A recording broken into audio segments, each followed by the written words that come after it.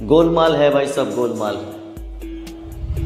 शिक्षा में हो, व्यापार में हो, राजनीति में हो या हो प्रशासनिक सेवा में, हर जगह आपको देखने को मिलेगा गोलमाल। लालच का गोलमाल या भ्रष्टाचार का गोलमाल।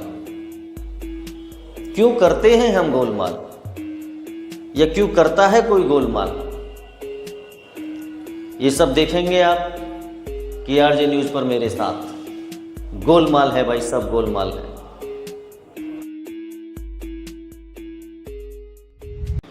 गोलमाल है भाई, सब गोलमाल है।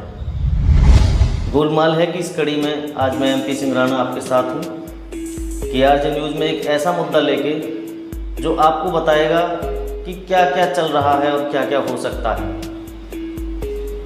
यानी आप हिंदुस्तान में हैं तो यहाँ सब कुछ संभव है।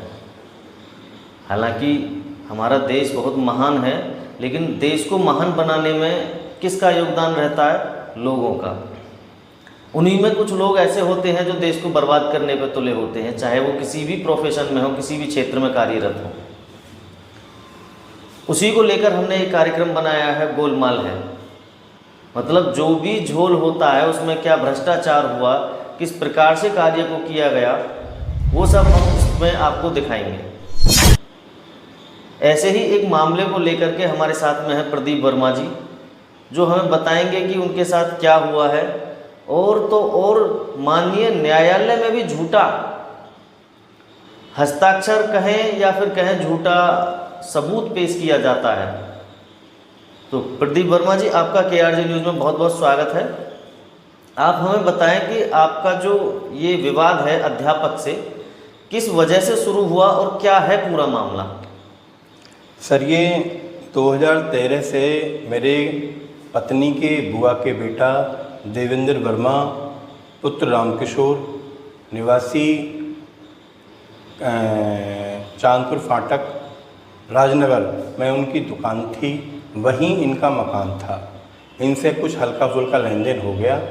2013 से लेकर 2016 के बीच में चला। एक दिन मैं 2016 के लगभग उनकी दुकान पर उपस्थित था। मेरे सामने अक्सर वो सुदेश कुमार सिंह पुत्र रामवीर सिंह, जो सहायक अध्यापक हैं कैथरा विकास खंड बुलंदशहर में, अक्सर उनसे उगाही करके ले जाते थे। मुझे कुछ नहीं पता, लेकिन एक दिन बहुत परेशान होने के बाद में उन्होंने मुझे बताया कि ये व्यक्ति मुझसे अपने दिए हुए पैसे, जो कोई कैसा भी लेन देन नहीं, लेकिन ये मुझसे बार बार वसूली करता है। इसका कोई पैसा नहीं है मुझ पर, लेकिन मुझ पर ये ज़बरदस्ती वसूली कर रहा है। इनकी क्या मामला है कि वैसे ही गुंडई करता है, हर मुझे दुकान चलाने के लिए यहाँ पर पैसा मांगता है। मैंने यकायक एक दिन मेरे सामने सुदेश कुमार सिंह दुकान पर आए। मैंने उनसे समझा के ये कह दिया कि आज के बाद आप दुकान पर नहीं आएंगे। इससे पहले आप सुदेश कुमार सिंह को जानते थे क्या? सर, मैं ना तो कभी सुदेश कुमार सिंह से मिला, ना ही मैं उनके पास गया। मैंने तो खाली 2016 में अपने रिश्तेदार देवेंद्र वर्मा की दुकान पर देखा था। अच्छा, फिर क्या हुआ जब आपने मना किया? मैंने उसके बाद 2018 में सुदेश कुमार सिंह ने मेरे रिश्तेदार देवेंद्र वर्मा के खिलाफ एक परिवार माननीय न्यायालय बुलंदशहर में दाखिल किया, जिसमें देवेंद्र वर्मा, उनकी पत्नी लता वर्मा, उनका पुत्र करण वर्मा जो उस समय नाबालिग था, और उनके बड़े भाई विनोद वर्मा, उनके समधी संजीव कुमार निवासी संभल, मेरा नाम प्रदीप कुमार वर्मा, मेरे बड़े भाई असिस्टेंट कमिश्नर रेलवे, इस समय बिहार मुगलसराय में उनकी पोस्टिंग है, उनका नाम, मेरे सगे छोटे भाई MLA MP कोर्ट में ADGC हैं, उनका नाम। उन्होंने एक झूठा साज बनाकर कंपनी बनाई थी, इस तरह का उन्होंने मुकदमा डाला। माननीय न्यायालय बुलंदशहर ने केवल देवेंद्र वर्मा को दोषी मानकर बाकी लोगों के नाम निरस्त कर दिए। उसके बाद सुदेश कुमार सिंह का पेट नहीं भरता है। एक 420 का मुकदमा वो 156(3) के अनुसार बनाते हैं और हम लोगों को फिर उसमें घसीटते हैं। यानी सारे लोगों को या फिर कुछ कम करते हैं? सारे लोगों को। ठीक। उसमें पुलिस जांच करती है। जांच में हम तीनों भाइयों के नाम पुलिस अंतिम रिपोर्ट में निकाल देती है। ठीक है। उसके बाद वो मामला कोर्ट में विचाराधीन हो जाता है। 2020 के लगभग वो लोग, जो देवेंद्र वर्मा का परिवार इनके डर की वजह से फरीदाबाद भाग गया था 2016 में जो उनका परिवार फरीदाबाद भाग गया था और इन्होंने झूठे साक्ष्य पेश कर उनके खिलाफ मुकदमा लगा दिए। 2020 में वो लौट कर आए और मुकदमे के संबंध में कार्रवाई शुरू हो गई। उसके बाद ये हमसे दुश्मनी मानने लगे सुजीत कुमार सिंह। उन्होंने 2022 में एक ST/SC का मुकदमा, मेरे पिताजी गुजर गए थे, तीसरे दिन उस डेट को लगाया जिस दिन हम बाल उतरवाते हैं। मेरा नाम, मेरे बड़े भाई का नाम, मेरे छोटे भाई का नाम, देवेंद्र वर्मा का नाम, उनके पुत्र करण वर्मा का नाम, उनके पुत्र अमन वर्मा का नाम, हम 6 लोग उसमें आरोपी बनाए जाते हैं। माननीय आदरणीय वरिष्ठ पुलिस अधीक्षक बुलंदशहर के जांच के अनुसार हम लोगों के मोबाइल ट्रेस किए जाते हैं और ट्रेस के अनुसार हम लोगों के कहाँ थे, जहां रोड पर कैमरा लगे हुए थे उनकी CCTV रिपोर्ट। हाँ, हम लोग पंचवटी पर बाल मरवा रहे थे, अपने बाल उतरवा रहे थे, उनकी रिपोर्ट के अनुसार हम कैमरों में मौजूद थे और वो हमने माननीय आदरणीय वरिष्ठ पुलिस अधीक्षक को सौंप दी। उसमें अंतिम रिपोर्ट लगा दी गई। उसके बाद वो केस माननीय न्यायालय बुलंदशहर में आता है। सारे तथ्यों के आधार पर 2024 में हमारे पक्ष में माननीय न्यायालय बुलंदशहर खारिज कर देती है। उनके बाद में फिर एक षड्यंत्र हमारे खिलाफ रचा जाता है। मुझे, मेरे परिवार को दोबारा से 138 में तलब करने के लिए 2022 में एक एप्लीकेशन दी जाती है जो कोर्ट खारिज कर देता है। फिर उसके बाद 2025 में एक एप्लीकेशन फिर हमको तलब करने के लिए दी जाती है। जो मुजरिम रह गए थे सभी को नोटिस जारी कराए जाते हैं कि आपको उन दिनांकों में माननीय न्यायालय बुलंदशहर आना है और इस तरह आपको तलब करने के लिए एप्लीकेशन दी गई है। हमने माननीय न्यायालय बुलंदशहर में सारे साक्ष्य पेश किए और पेश करने के बाद में हमको माननीय न्यायालय ने हमारे पक्ष में एक आदेश पारित किया कि इनका कोई मतलब नहीं है, केवल हमको देवेंद्र वर्मा से ही मतलब है। सर, फिर 12/8/2025 को सुदेश कुमार सिंह अपनी पत्नी से साझ कर एक फिर हमारे खिलाफ मुकदमा बनाकर एक षड्यंत्र फिर रचते हैं। वो वरिष्ठ पुलिस अधीक्षक महोदय के समक्ष एक प्रार्थना पत्र देते हैं 2023 का, जिसमें हम लोग वीडियो में उनके घर पर उपस्थित हैं। वो वीडियो उनको दिखा कर के ये हमारे घर पर आए थे, इन्होंने मेरी पत्नी से छेड़छाड़ की है। कोतवाली, आप गए थे उनके घर? हम गए थे। अच्छा, आप किस लिए गए थे? हम गए थे, बुलंदशहर के सम्मानित व्यक्तियों ने देवेंद्र वर्मा का और उनका फैसला करा दिया और फैसला कराने के बाद में ये हो गया कि लिखित पढ़त होनी है। हम जाते थे उनके घर पर, वो मिलते नहीं थे कि वो उनकी पत्नी कहती थी स्कूल चले गए। उस दिन हम जल्दी इसलिए गए कि वो हमें सुबह मिल जाएंगे। उन्होंने हम CC कैमराओं में मौजूद हैं, आराम से हमें घर पे बुलाया अंदर और गेट लगा दिया और पुलिस को इन्फॉर्म कर दी। पुलिस आई, हमको पकड़कर थाने में ले गई। शाम तक इनको भी बैठाया, हमको भी बैठाया। जब हमने पूरी कहानी बताई, आदरणीय वरिष्ठ पुलिस अधीक्षक जी के ये संज्ञान में था मामला, हमको ससम्मान वहाँ से छोड़ दिया गया। हमसे कुछ नहीं कहा गया। हमने बताया साहब हमारा इनका फैसले की बात चल रही थी और इन्होंने हमको एक नया मुकदमा बनाने के लिए, हमको फंसाने के लिए ये काम किया। फिर कोई और अन्य मुकदमा इन्होंने किया? अन्य मुकदमा इन्होंने अभी 12/8/2025 को एक साजिश की है हमारे खिलाफ। हमने सारे साक्ष्य लेके वरिष्ठ पुलिस अधीक्षक के समक्ष मैं और मेरे भाई 12/9/2000, अभी डेट कंफर्म नहीं है मेरे पास, वो एप्लीकेशन मौजूद है हम पेश हुए तो कप्तान साहब ने कहा कि आप सारे साक्ष्य दीजिए और हमने अपनी बात उनसे कहनी चाहिए। उन्होंने मना कर दिया कि हम और लोगों को देखेंगे, आपके पास पुलिस के संज्ञान में है और आपसे पुलिस कुछ नहीं कह रही, आप जाइए और सारे तथ्यों को आप दे जाइए। और उसके बाद में पुलिस की हमारे पास कोई कॉल नहीं आई है। अच्छा, सुबोध कुमार जी करते क्या हैं? सुधीर कुमार सिंह एक सहायक अध्यापक हैं केथरा विकासखंड में। उन्होंने इस सारी कार्रवाई के अनुसार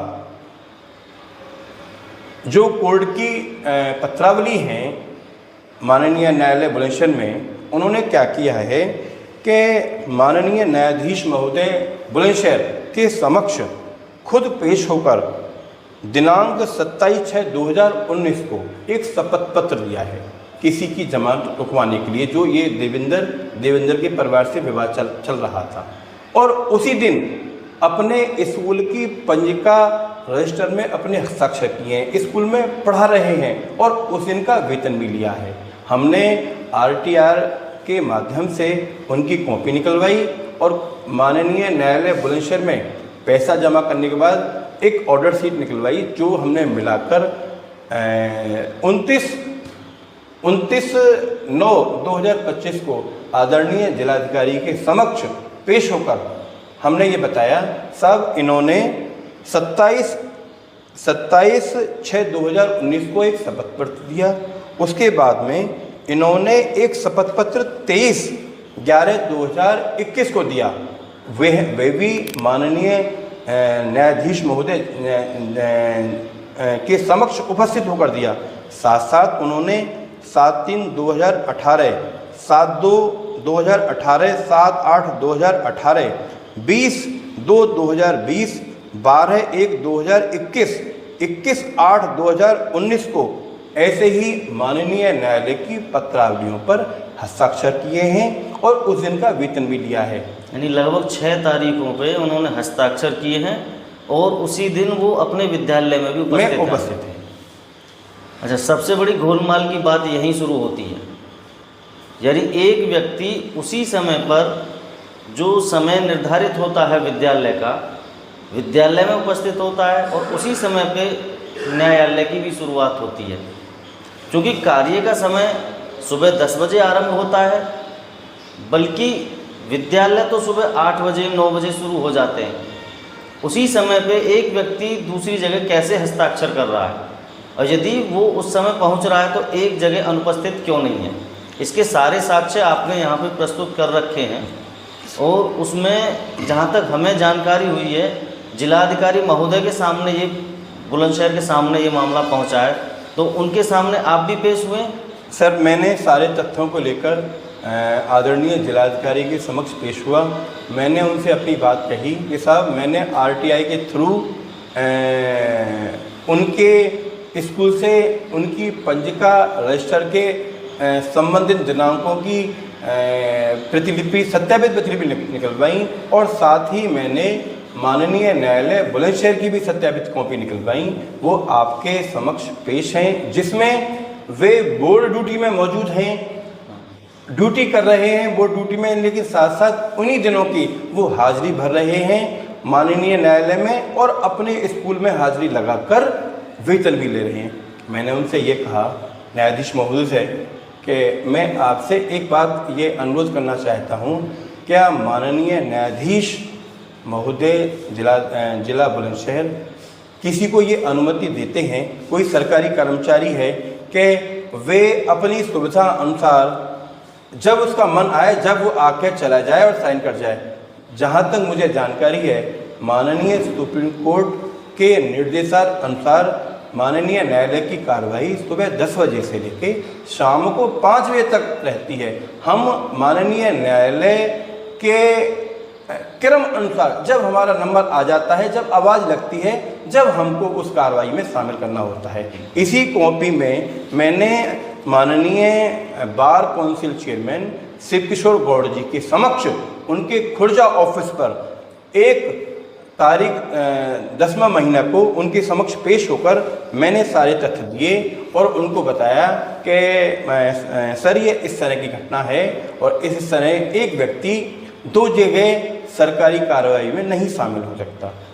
अच्छा, इसमें आप ये बताइए कि जिलाधिकारी ने आपको क्या आश्वासन दिया है और आपसे कोई अन्य यानी दूसरे दिन बुलावे वगैरह को कुछ कहा है, या बीएसए इसमें, क्योंकि शिक्षा का मामला है तो बीएसए इनमें अधिकारी होते हैं, तो बीएसए के यहाँ आपको बुलाया गया है या उनसे कभी वार्ता हुई आपकी? मैंने जिलाधिकारी महोदय ने मेरी सारी बात सुनकर मुझे बैठाया, उन्होंने मुझसे पूछा क्या आप बीएसए अधिकारी के पास गए? मैंने साहब मैंने पहले एक छोटी जांच दी थी, वो किसी कारण से बंद हो गई। बोले कैसे बंद हो गई? मैंने कि इसने कोई फर्जी मेरे खिलाफ मेरा कोई झूठा शपथ पत्र लगा दिया होगा जिससे मुझे जानकारी नहीं थी। बोले कोई बात नहीं, अब जिला शिक्षा खंड अधिकारी बुलंदशहर आदरणीय लक्ष्मी सिंह, जिला बेसिक शिक्षा अधिकारी लक्ष्मीकांत पांडे जी, और उनके अलावा उनके द्वारा एक लेटर मेरे पास आया है। मुझे 4 अक्टूबर समय 2:30 पर जो डीएम रोड पर उनका ऑफिस है वहाँ मुझे पूरे तथ्यों के साथ हाजिर होने का आदेश दिया गया है। यानी आपको बुलाया आया है वहाँ से? हाँ जी जी, आपको जाना है? हाँ। चलिए, आपने ये पूरी जानकारी दी। इसके अलावा आप हमें ये बताइए, इनकी पत्नी क्या करती है जिन पर आरोप आप लगा रहे हैं? इनकी पत्नी वार्ड नंबर 5 से सभासद हैं और ये दोनों पति पत्नी साज करके ऐसे ही लोगों को बेवकूफ़ बनाते हैं, लोगों को डराते हैं। कितने ही परिवार इन्होंने उजाड़ दिए। अच्छा, इन्होंने आपका एक मामला और इसमें प्रकाश में आया कि जो शपथ पत्र दिया है चुनाव के समय पे, इनकी पत्नी जो वार्ड मेंबर बनी है उसमें भी इन्होंने शपथ पत्र झूठा दिया है? जी सर, मैंने ओबीसी बैंक बुलंदशहर में सरकारी खाते में पैसा जमा कर सूचना मांगी, जिसमें उस शपथ पत्र में बबीता सिंह पत्नी सुदेश कुमार सिंह ने शपथ पत्र दिया कि मेरे नाम केवल एक प्लॉट मौजूद है। लेकिन जब हमने बुलंदशहर तहसील और खुर्जा तहसील में उनके नाम, बबीता सिंह के नाम लगभग 8 से 10 करोड़ के बेनामे हैं, उसकी शिकायत मैंने 15 दिन पहले आदरणीय जिलाधिकारी के समक्ष की है। चलिए, तो हम आपको बता दें कि सबसे बड़ा जो इसमें मामला है वो है 2 जगह उपस्थिति का। ये सारे तथ्य बेसिक शिक्षा अधिकारी भी देखेंगे, जिलाधिकारी ने देखा है, उनको लगा है कुछ इसमें झोल है, तभी उन्होंने बेसिक शिक्षा अधिकारी लक्ष्मीकांत पांडे को आदेशित किया है, उनको निर्देश दिया है इसकी जांच। उसके ही आधार पर इनको बुलावा आया है 4 तारीख का। इसके बाद भी हम आपको इस कार्य का बताएंगे कि इसमें क्या हुआ। ऐसे ही गोलमाल जितने भी हैं, हम सभी से अपील भी करते हैं, यदि आपके पास भी कोई ऐसी चीज है जहां आपको अनावश्यक रूप से फंसाया जा रहा है, या कहीं आपके आसपास में भ्रष्टाचार का ऐसा मामला है जिसमें गोलमाल करके पैसे को गबन किया गया हो, तो आप हमें बताएं। हम उस चीज को अपने चैनल के माध्यम से जनता और अधिकारी तक पहुंचाएंगे। इसके लिए देखते रहें TRJ न्यूज। धन्यवाद। Don't forget to subscribe and follow us.